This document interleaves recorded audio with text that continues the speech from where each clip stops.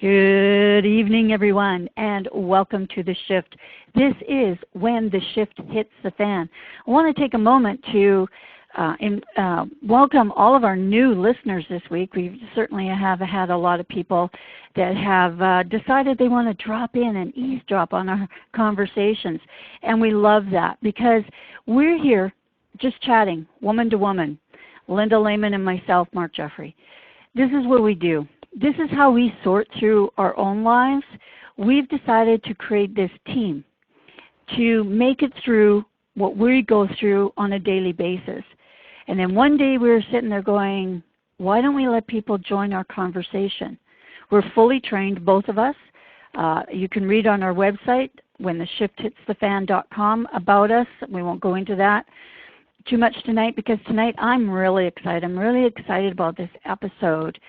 Power and feeling so powerful inside yourself that there's nothing that can stop you.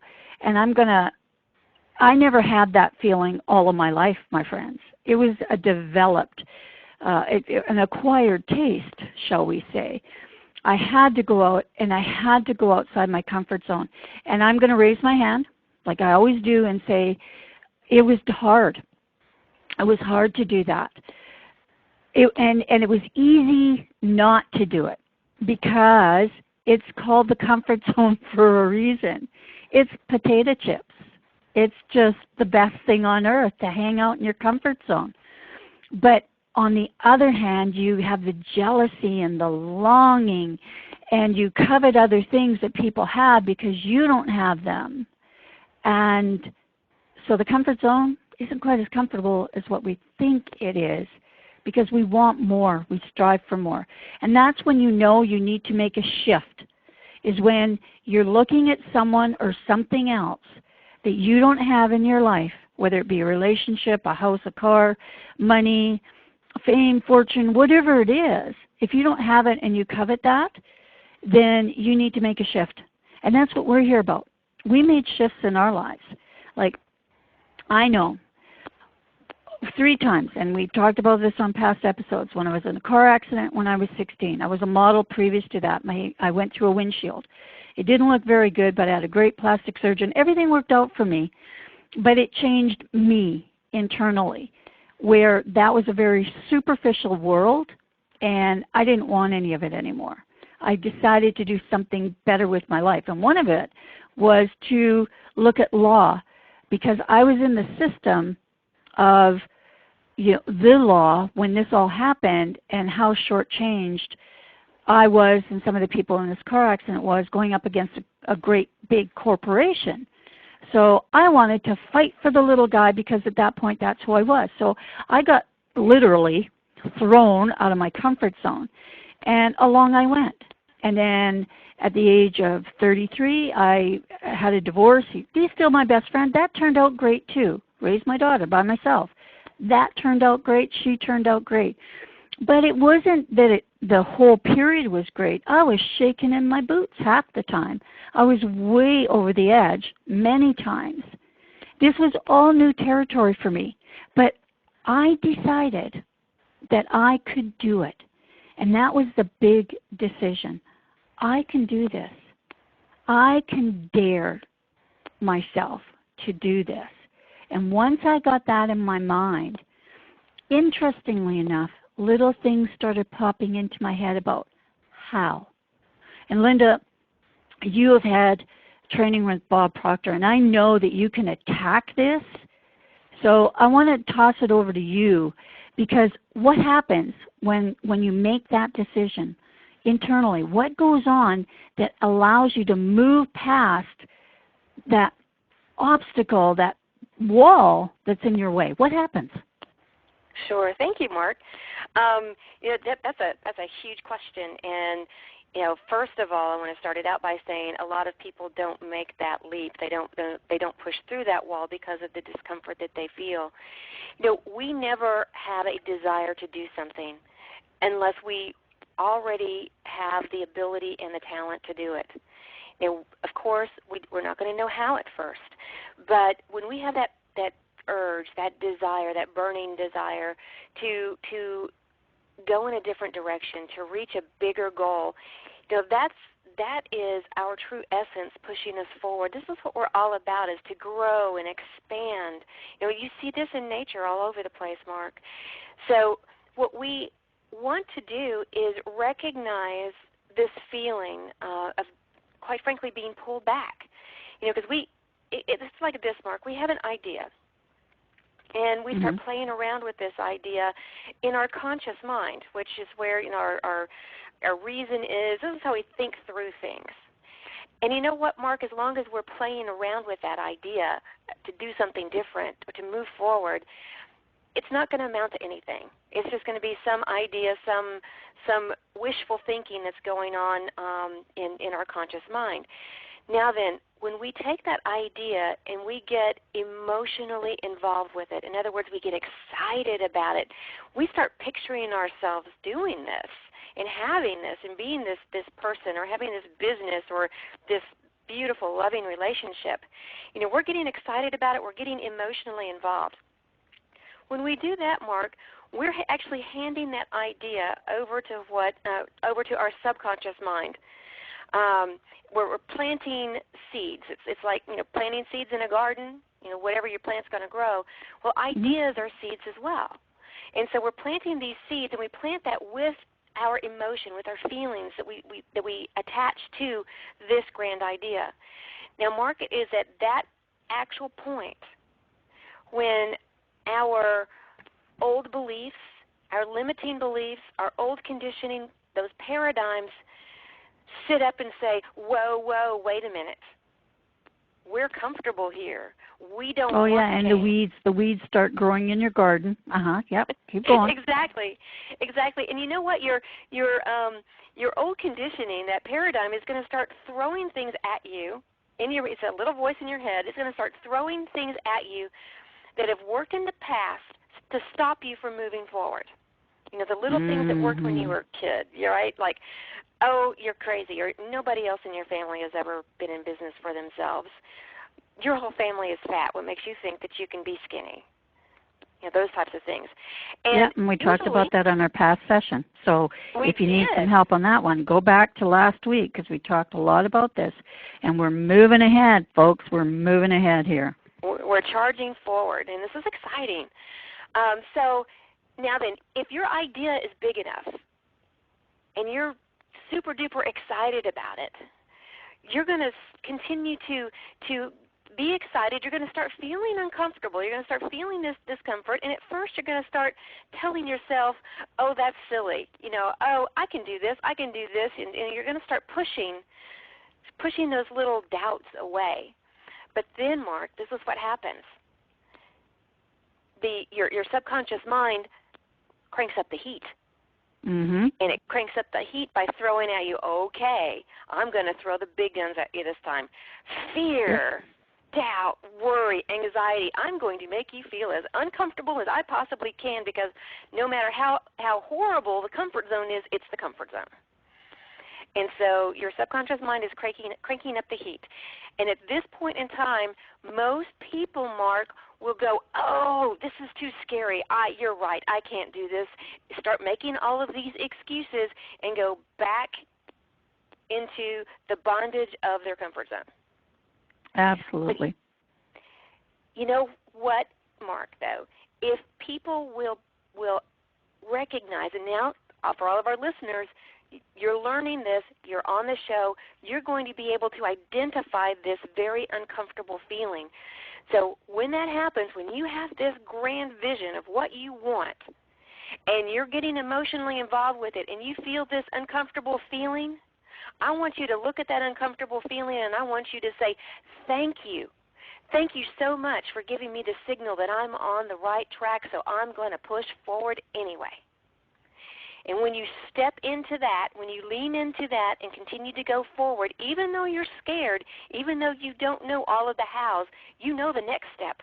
And when you take that step, you're going to see the next one and the next one. And you're going to push through that barrier, and you're going to find yourself on the other side, reaching your goals and on the other side of freedom. And you're going to look back and you're going to say, oh, wow, that wasn't so hard. All those things I worried about were just silly little nonsense things, right? And it's true too. And we have this up on our screen. When I dare to be powerful, to use my strength in the service of my vision, then it becomes less and less important whether I am afraid. And you will actually feel that inside of you. And Linda's absolutely right. The big guns that come out, holy cannoli. You're just going to feel like somebody just sat on your head, like the elephant, the gorilla. You're going to go, there is no way I can do this. But I'll tell you, the other side of that, just like Linda said, the other side of that is so empowering. When you make it, you're right. You're going to look back and say, what? What was I so afraid of?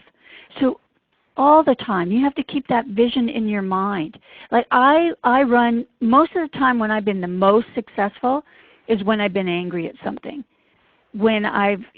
And I'll tell you an instance, and maybe you guys will latch on to this one. I'm left-handed.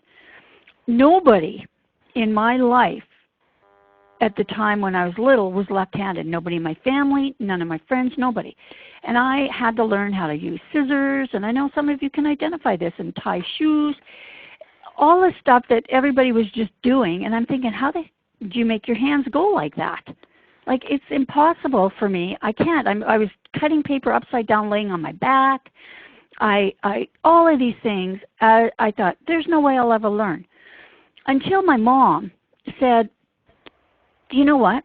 Sit here, and we're going to, in front of the mirror, realizing that it was a reflection of what she was doing, and my left hand was where her right hand is. Oh. And then I could easily tie my shoes. Now it's backwards, and to this day, I still tie my lace backwards because it's from the mirror. But I got my shoes tied, and I started doing the same thing with everything else. I mean, it was difficult. And then look at ring binders when you're left-handed are the most ridiculous things in the world if you have to go in between the bind. It's all of this stuff. So I guess for being left-handed, I was totally conditioned to look at things differently and to know, but I lived within frustration. So for me, that's my motivator. When I start getting frustrated with anything in my life or anyone or my business, in fact, because business, being an online marketer, can be really frustrating some days when you're not hitting the results that you want and you're thinking it's got to be me, it's got to be the moon's in the wrong place, I don't know, the dog ate my homework, whatever. It's going to be, and that's when my motivation starts bubbling up, going, okay, you know, I got this little fighter on my shoulder going, yeah, what are you going to do about it? Huh? What are you going to do about it? But there's where I stop. Before I go, nothing. I don't know how to, I can't. I don't know. Now, that little fighter, just like Linda said, comes up and I'm going, aha. You know I know a way. You're just trying to stop me from getting there. Flick, you're out of here. What say you, Linda Lehman? You're so right. I love the picture of the little fighter. I can see it. It's a red-headed fighter, isn't it? It's a red-headed fighter, yeah. A little red cape and everything. Yeah. Mm-hmm. I can see it. But you have a bigger one inside of you that says, yes, I can. And I love that. And, you know, it doesn't have to necessarily, Mark, be a big thing that kind of knocks us off of our game or steals our power. It can be something that, you know, at the time seems like a big deal, but it's not really. Just this week, and I'm raising my hand, just this week I caught myself in a situation where I had truly given my power over to some stupid circumstance that was happening. And I mean, I was angry. I was, and I don't get angry or frustrated very easily. Usually I just I know that. If you're the first time, I know she's the most calm. She's like that Gandhi person over there that we all wish we were. I go crazy. She goes, think about it, and walks away from me. Yeah, okay. It's like, breathe, Mark, breathe. And so, you know, I wasn't even telling myself to breathe at this point. I was really frustrated. At this point, I ran my stairs 3 times to try to calm down, and of course that only got that adrenaline going even more. And you know, I've told you in the past, Mark, that I have a little nickname for one of the side effects of the medication that I'm on, which is it's like Dr. Jekyll and Mr. Hyde, but my little nickname is Helga. That's my little evil person on my shoulder, and Helga came to visit full force, just feeding me and feeding me and feeding me and egging me on. You know, I even sent out an email explaining how angry I was to somebody I probably shouldn't have sent it to. And, you know, I forgot all of the things that I tell my clients to do, which is to stop, you know, take a few deep breaths, go take a 5-minute time out and realign yourself. Just go within and find your peace. And but before you go on, Linda, I just want to stop you there for just 1 second and say, so, you know, we both are very highly trained, and we both have amazing lives. I'm going to tell you that right now. However, there are days and there are times when we struggle too, just like you would. So don't think, you know, that's why we raise our hand on this show. We're not sitting here pretending that everything can always be right in your life. We have to live within the truth. And that's what you're going to hear here is the truth, that there are some days that you want to kick the crap out of and you don't have the power to do it. We're here to say it can happen if you have patience and you stop. So Linda, continue your little story here because this is important. My little rant. Yeah, well, I've tried to downplay it a little bit there. No, I was on a tear. You're a full-fledged ranting, I know. Randy was hiding. Okay, that's a rant. Well, I have to say, you shared with us a conversation that you had with the mother of one of our listeners. Mm-hmm. And I have to thank you for that because that was like a huge hammer on the top of my head because that just automatically went dong. And I went, oh, Linda, what you're ranting about is itsy-bitsy grain of sand in the grand scheme of things. What have you given your power over to? I gave my power over to this stupid thing when there's much bigger uses for my energy and my power out there in the world helping other people. So at that point in time when I read that, I finally took my 5-minute time out and remembered, Linda, all you have to do is just breathe through this, find your peace. It will all work out. And it will, and it has. And so, yes, I did send an apology to the person I sent the email to, and that felt good too. And I got back into my own power and realized that I'm human. Okay, next time I want to recognize the place that I just went to a lot sooner than I did. You know, and bringing that up too, I think that forgiveness, I mean, true and absolute forgiveness, and I know we've talked about this before as well, but I always want to bring this up. When you can forgive another person for wronging you in any circumstance, no matter when or how or what it was, you free yourself. It's really important to get into the headspace that you can do that, but more importantly, forgive yourself for the things that you do. And because, yeah, sometimes we're mental out of our heads with anxiety or fear or anger. It happens. We're human beings, for Pete's sake. We were not created to be perfect. We were created to stumble and fall. That's why we got knees and hands to, you know, secure our falls. Otherwise, we wouldn't need them for anything, would we? Okay? But they're also there to cuddle and to hold and to embrace and to walk forward, not to sit on our butts. Our butts weren't made for that. For short periods of time, maybe, but we sit on our butts way too often. And I mean that figuratively and literally. And that's what stops our starts. And that's why you're in that frustration, because you didn't get off your butt at the little nudges. And I did that before too. Linda, same thing. We've done that before where we didn't move with the little nudges, so the big hammer came out. And fortunately in our lives, the big hammer came out before it was too late. For some of you, that may not happen. That may not happen. I see it every day. People losing tons of money in bad businesses because they didn't have the power and the strength to say enough is enough. Bad relationships, poor health. You know, I watch shows on empowerment all the time and how people transition through things. So one, that I have a better understanding of it and can bring it forward, because I have my experience of me and my coaching clients and things like that, but I also am out in the world. And yes, I do, you know, have more involvement with people who have cancer, because that's what I chose. I chose that. That was my vision, to allow people to live better within a constraint that they never asked for and never wanted. And I always thought that if these people who are looking at the end of their life, 2 weeks, 2 months, 6 months, 2 years, whatever it happens to be, tomorrow, can live a life so loud that you cannot but hear it, then everybody can. You just have to have the right motivation.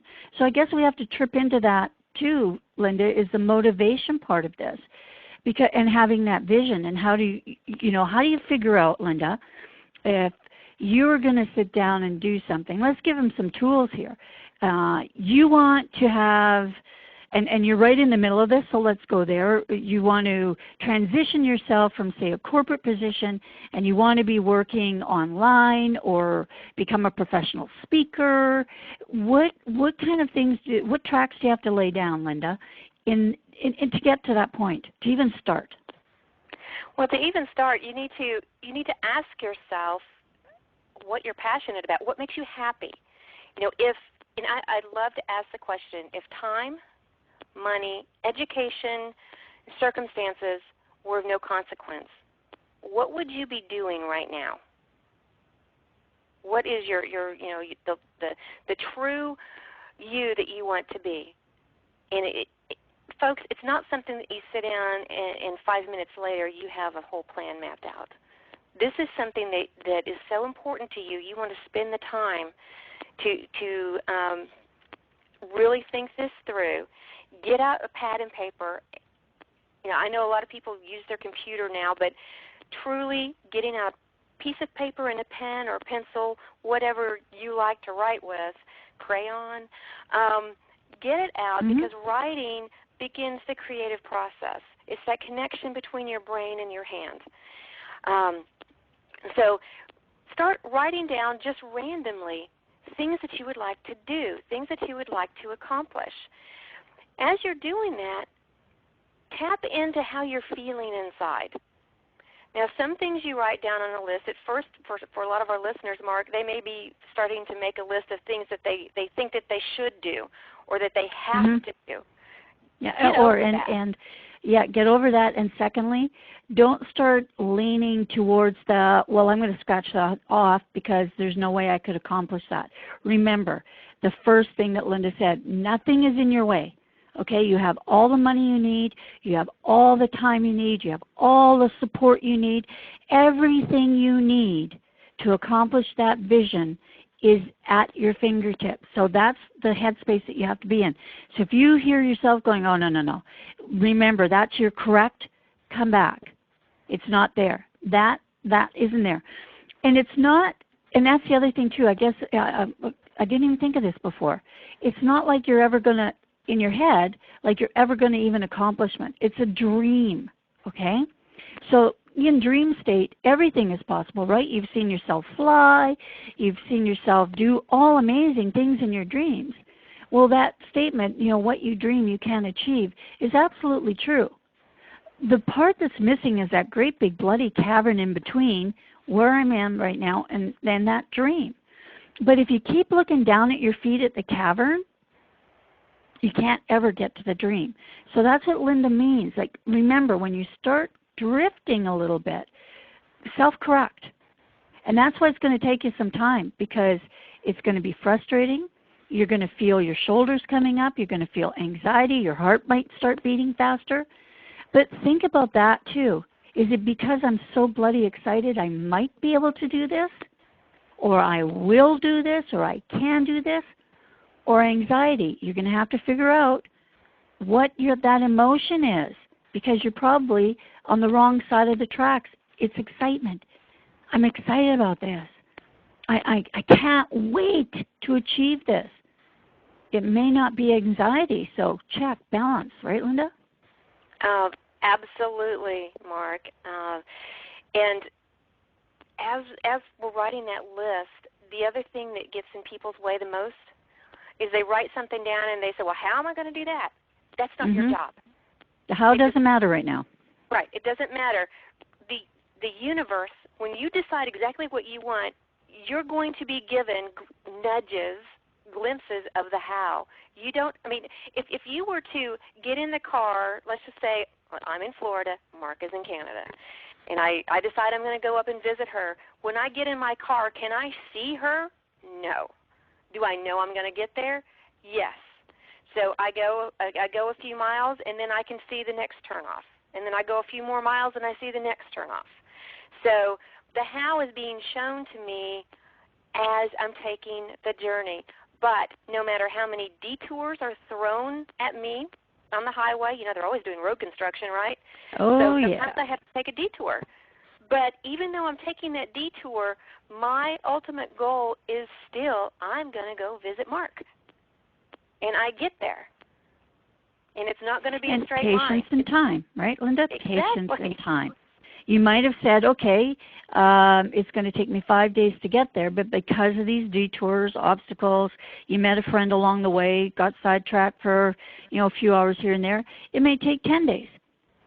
Exactly. And here's the other thing. Hey, this is a good analogy, Linda. I like this one. The other part of this might be me on the other end going, Linda, where are you? Okay? That is you now in your head going, I'm not achieving my goal fast enough, and you start getting that anxiety. So that good analogy. I like this one, Linda. Yeah, I like it too, So here I am going, Linda, come on. You were supposed to be here 5 days ago. I had all these things planned. How come you're not here yet? Are we there yet? Yeah, I did that too when I was little. I think I still do it now. I did too. We get in the car 5 minutes down the road. Are we there yet? Yep. But that's what's going to happen to you no matter what goal that you're striving for. You're going to have that little voice, are we there yet? Why am I not there yet? Or somebody else, your friends, oh, Mark, your friends, people that you've told your dream to, they're saying, well, have you done it yet? Yep. And that's when you really, you have to break this down, and we've given you pieces and glimpses of this in previous episodes as well. You have to take it down, like pretend you're an engineer at this time, like put on your engineer cap and be technical about it. And that's a really good way, like engage your logic mind, because the logic mind does not see shadows. Okay, so that's one thing you can know. That's an absolute. So when you face that, take it apart, break it down into small pieces. Then ask yourself, where does this feeling or, what is happening here? Where does this come from? What is each of these pieces? What do they signify? What do they mean to me? And how can I adapt this thing to, the entire problem of what I'm having? Is this going to stop me or make me go? With worries, you have to ask, do these worries have any power? And is there any principle behind them? Linda could get really worried. Well, I got to go. I can't do this right now because Mark's expecting me. So I'm just going to do this. I'm worried about it. I'm anxious about it because of her feelings. And you shouldn't do that. There's a way to deal with that. And we'll give you tools. It's a way of saying, I know I was supposed to be there 5 days ago, but I've found a path that I think we both will find more beneficial to us if I go and do this first. Be more beneficial to me if there's no one else involved, if it's just you against the challenge. Running 5K. You don't get up one morning, put on your runners, and go run 5K, right? You started stretching or doing whatever first. You tried out a couple feet. Why do we might take a few practice runs. Yeah, and that's what you're going to have to take a few practice runs at your vision. But don't let it stop you when you get sore muscles. Like Linda said, you know, people coming in and saying, "No, you can't do that. You were meant to do this." Man, didn't that happen to most of you in school? Or you went to the guidance counselor when, I don't know, you're in what, 5th to 7th grade or something, and then you had to transition into graduate school, and you had to sit there and say, well, what are you going to do for the rest of your life? Pick these 4 things. Whoa, we're conditioned to go pick these 4 things. There was never anything, you couldn't be an entrepreneur back when I was in school. That was for, you know, other people. Now it's so accessible, but I also believe that because things are so accessible, we half-heartedly try at things to test them out and see if they're going to fit. And I'm going to tell you right now, you have to pick the size first to ensure that it fits for you. Like your vision has to be, like Linda said, it has to be something that you got it burning in your gut and in your heart and your head, a burning desire. If you want to play the guitar, you got to learn how to do that. You're not going to be able to pick up a guitar and play it tomorrow. But if it's your burning desire to be at the Grand Ole Opry playing a guitar, no matter what age you are, you can do that. And we have shows on TV right now that are proving to people every single day that no matter where you come from, you should be able to do it. So they may be really, from one perspective, really stupid shows with all the production part of it, but the reality is those are people that thought one day they would never be able to do it, and now they're doing it. And even if they don't get past that first show, that first phase, they bloody got up and tried. What are you doing? Linda, back to you, Bing. Oh, wow. I got in a little rant there. Sorry. Yeah, no, but it's a good rant. There's good rants and there's not so good rants. That was a good rant. No, you're right on target there. You know, find that burning desire, make that list, and then look at each item not as an, oh, I can't do this, no, I can't do that. No, look at each item and see which one or ones truly excite and scare you the most. Mm-hmm. Because if you're excited and you're scared at the same time, that's something you want to pay attention to. That's a true goal. And then start visualizing yourself already having achieved that, and then start asking yourself, how disappointed am I going to be if I don't do this? Exactly. You know what was really funny? That just when you said that, being, you know, scared and excited at the same time, we have a exercise that we do at the Robbins Foundation when we take corporate clients out, and it's like when they get on a top, you know, it's face your fears, number one, but to swing on, you know, a rope swing across this cavern thing. And when they start, the thing that we tell them to do is inside your mind right now, you want to think of the most desired thing that you want to achieve. And when you let your feet go across this cavern to land on the other side, in your head, you're going, I'm going to do it. This is the best thing in my life. And it only lasts like a couple seconds, but it's so powerful because you're at your heightened state of awareness, excitement, and passion that it just envelopes you in this cocoon of when your feet hit the ground, boom, all you say is, I've done it. I've done it. Now your mind doesn't know if you've just done the jump or done the vision, but it will take you there. So, you know, a lot of places in the world now have these parks and roller coaster ride even, right, Linda? Get to the top, and when you get to that top and you know you're going to go down, say, I'm going to be a nurse. I've done it when you get to the bottom. Mm-hmm. And your mind won't know the difference. It'll just say, okay, our next step will be, yeah, we got to enroll in school. Right. And hang on to that energy. Hang on to that desire, that feeling, because at first, and I, you know what, Napoleon Hill talks about this in his Think and Grow Rich book. He said at first you have to feed that desire, mm-hmm. but then the desire starts feeding you. Yeah, I love that. Yeah, so do I. Because and it happens. And we are two people that stood on the other side of our vision at one point. I mean, we're not young kids. We're in, I call it the prime of my life, because I truly am comfortable in my skin. There's no is not an answer. Can't is not a verb. It's just not there. There is a way. It may take me a long time to go from point A to point B, maybe longer than I thought. But the value of where I'm going is too important to me to stop for long or to stop forever, for sure. And I know that there's going to be somebody out there going, I called bull crap. But the reality is, I survived stage 4 cancer when somebody told me I couldn't. Linda is going through breast cancer right now, running a business, 2 businesses, 3 businesses, 4, yes. Right? And doing it all, right? And has kids and has a beautiful life. So it's available to you, because we're not the exception to the rule. My friends, we are the rule. And you can be the rule too. I know that lots of times people get on these soapboxes and they're going, the world is pretty, and they never give you the fact of, I couldn't do it at one point.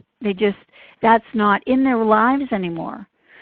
And it won't be in your life anymore either. And we actually like you not to visit it once you get past it. But Linda and I continually do, because I feel that you never know how to teach a beginner at anything if you don't remember how you got there. That's right, Mark. And it's helpful to look back to where we started and do it in a form of gratitude, because even if, and we were both in situations in the past that we didn't enjoy. I mean, there was a time in my business life I thought that, wow, this is all there is. How depressing is that? Mm-hmm. Yeah. But I look back at it with gratitude, because I also know that I wouldn't be where I am today. I wouldn't be the person that I'm being today had I not had those experiences, had I not been able to see that contrast between what I don't ever want to go back to versus what I'm living now and where I know I'm going. Well, right. We can't know. I mean, if we're in our comfort zone, let's say we did that. Like if we were in a room and then we had no windows, just walls, and we were sitting there, and it was called our comfort zone. If there was nothing that we could see outside of those walls that would make us want, we would be happy in our comfort zones, and many of us are. I can honestly say that I did have a great career. There was parts of it, though, that I couldn't connect with. It didn't make any sense to me. My logic mind kind of said, yeah, this is great money, this is great everything. But shifts in my life came. I made a shift into online marketing. And interestingly enough, good thing I did, because then when I got cancer in 2009 and I wasn't able to have that corporate full-time 100,000 hours a day lawyer job, right, I had something I could fall back on. And when they said, do you have all the money you need to fight this, I just didn't hesitate at all. I said, yep. But if I was that corporate lawyer still, right, I might have said, I don't know. Mm-hmm. So exactly. Things moved as a preface to even happening. So when people say to me, oh, the law of attraction and that universe stuff is so hokey pokey, I'm sorry, but there has been too many times in my life that something happened before the event that saved my life. So you're out. I believe because I am the product of it. And I know, Linda, you are as well. So certainly. Religion aside, I'm Roman Catholic. I go to church on Sundays, folks. Religion aside, I know that there's something more. It could be the hand of God. It can be the universe. It could be Muhammad. It could be whoever you believe. But I know in my life, it's propelling me somewhere. And when I'm going in the right direction, things happen before I get there to make my landing more comfortable. Yes, ma'am. I want to say amen. And that too. And that too. And that too. No, you're so right, Mark. And when we allow ourselves to think about the possibility, even if somebody's sitting there thinking that, oh yeah, right, these two ladies, they're crazy. Of course, thank you. Yeah, but, exactly. Rather be have a crazy, wild, beautiful life. So exactly. Okay. So yay. Thank you. It is wonderful when we allow ourselves to believe in at least the possibility that we can achieve this great goal that we want to achieve. If at first you just can't seem to argue with your own mind that you can do it without any doubt or hesitation at all, at least believe in the possibility. That's a starting point. Because if you begin to believe in the possibility every day that okay, I believe in the possibility that I can have a profitable business. I believe in the possibility that I can have a great relationship, and start again getting emotionally involved with already having it. See what it feels like. See what it tastes like and smells like. Before too long, you're going to realize that you're telling yourself, I believe I can get there. I believe I'm already 3/4 of the way there. And then you're going to say, wow, I did it. I did it. That's the most powerful. If we're talking about power today, that is the most powerful feeling in the world. And whenever I accomplish a goal, it could be a little goal. It could be a huge one. It doesn't matter to me. But we talked about this previously as well. Celebrate that. Because you need to feel that and know that, whatever it is that you accomplish something. And we don't do this enough. We don't celebrate the little things we do. We say, well, of course I should have done that. Of course that was easy to do. It's not, because some people, my friends, they can't do it. At this point in their life, this is what they're saying to themselves. I couldn't do that. What do you mean, Linda, you took a road trip all by yourself driving a car to visit Mark? Oh, my word. There's somebody out there that even that act is impossible for them. But all things are possible. And I know right now some of you are sitting there going, easy for you to say. And I'm here to tell you at one point, it sure the hell wasn't. So I want you to take that with you. But I always leave the last words to Linda. So Linda, we're over our time, we know, but this is just too important for a conversation to stop in the middle of it. And after all, you're eavesdropping on our conversation, so we're taking a little latitude here. But Linda, last word is yours, my friend. Well, Mark, I would like to tell all of our listeners, empower yourselves. You do have a choice, and this choice is 100% yours to make. You can either choose to hand your reins of control, your power, over to some circumstance, some situation, or some other person.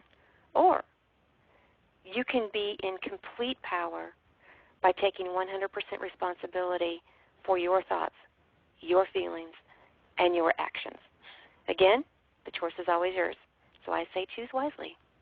Choose for you. Great words, Linda. And I hope that you take it to heart. We want to once again thank you to all of our listeners for dropping in tonight and joining our conversation. We certainly do appreciate it. We appreciate every single one of you. And we do have, as always, we offer our personal mentoring and coaching to any of you out there that need a little extra help. We're available. We're here for you. This is what Linda and I have decided that is part of our giving back as well. And we encourage you to touch base. We're on Facebook. Our sites are here. You can get a hold of us. So please, if you're in a space where you can't see the light, then let us know, and we're going to help you with that. So with that said, Good night, my friend. It was an awesome conversation. I'm glad you're there for me. Oh, good night, Mark, and I am so incredibly grateful you're there for me as well. Good night, everyone.